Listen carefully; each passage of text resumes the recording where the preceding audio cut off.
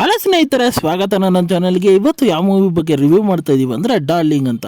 ಹಾಗೆ ಈ movie one-liner story ವಿಚಾರಕ್ಕೆ ಬಂದರೆ, ನಮ್ಮ ಹೀರೋಗೆ ಒಂದು ಮದುವೆ ಆಗಬೇಕು, ಮದುವೆ ಆಗಿ ಒಂದು ಹನಿಮೂನಿಗೆ ಪ್ಯಾರಿಸಿಗೆ ಹೋಗಬೇಕು ಅನ್ನೋ ಒಂದು ದೊಡ್ಡ ಕನಸು.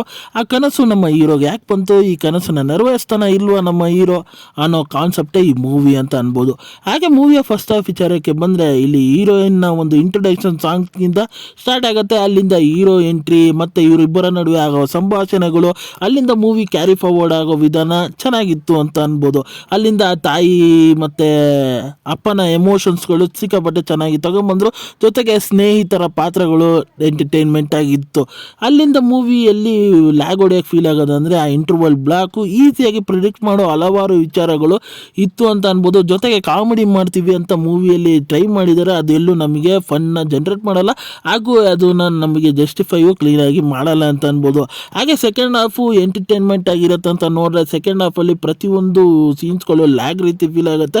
ಹಾಗೆ ನನಗೇನು ಅಷ್ಟೊಂದು ಇಂಟ್ರೆಸ್ಟಿಂಗ್ ಆಗಿ ಹಲವಾರು ವಿಚಾರಗಳು ಈ ಸೆಕೆಂಡ್ ಹಾಫಲ್ಲಿ ಅನಿಸಿಲ್ಲ ಅಂತ ಅನ್ಬೋದು. ಅವರು ಕ್ಲೈಮ್ಯಾಕ್ಸಲ್ಲಿ ಕೊಳ್ತಿರೋ ವಿಚಾರ ಚೆನ್ನಾಗಿದೆ, ಅದನ್ನು ಇನ್ನೂ ಬೆಟರ್ ವೇಯಲ್ಲಿ ಅದನ್ನು ಪ್ರೆಸೆಂಟೇಷನ್ ಮಾಡಿದರೆ ಇನ್ನೂ ಚೆನ್ನಾಗಿರ್ತಾ ಇತ್ತು ಅಂತ ಅನ್ಬೋದು. ಆದ್ದರಿಂದ ಮೂವಿ ನನಗೇನು ಅಷ್ಟೊಂದು ಇಂಪ್ಯಾಕ್ಟ್ಫುಲ್ಲಾಗಿ ಹಲವಾರು ವಿಚಾರಗಳು ಇರಲಿಲ್ಲ. ಆದರೆ ನನಗೆ ಇನ್ನೊಂದು ಮೇಜರಾಗಿ ಇಷ್ಟ ಆಗಿದೆ ಅಂದರೆ, ಆ ಸಾಂಗ್ಸ್ಗಳು, ಬ್ಯಾಕ್ಗ್ರೌಂಡ್ ಮ್ಯೂಸಿಕ್ಗಳು ಸಿಕ್ಕಾಪಟ್ಟೆ ಬ್ಯೂಟಿಫುಲ್ಲಾಗಿ ಮಾಡಿದ್ದಾರೆ. ವಿಜುವಲಿ ಆ ರಿಚ್ನೆಸ್ಸು ಬ್ಯೂಟಿಫುಲ್ ಆಗಿತ್ತು ಅಂತ ಅನ್ಬೋದು. ಪಾತ್ರದ ವಿಚಾರಕ್ಕೆ ಬಂದರೆ, ಹೀರೋ ಪಾತ್ರ ಚೆನ್ನಾಗಿತ್ತು, ಹೀರೋಯಿನ್ನ ಪಾತ್ರನೂ ಬ್ಯೂಟಿಫುಲ್ಲಾಗಿ ಮಾಡಿದ್ದಾರೆ ಅಂತ ಅನ್ಬೋದು.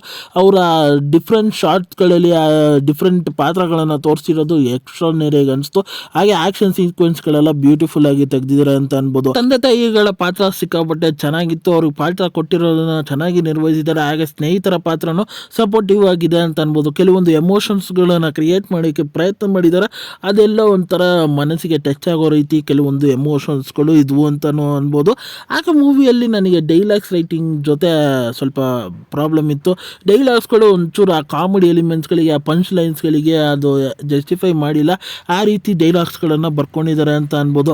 ಅದೆಲ್ಲ ಒಂಚೂರು ಇನ್ನೂ ಬೆಟರ್ ಆಗಿರ್ಬೋದಾಗಿತ್ತು ಅಂತ ಅನ್ಬೋದಾಗಿತ್ತು.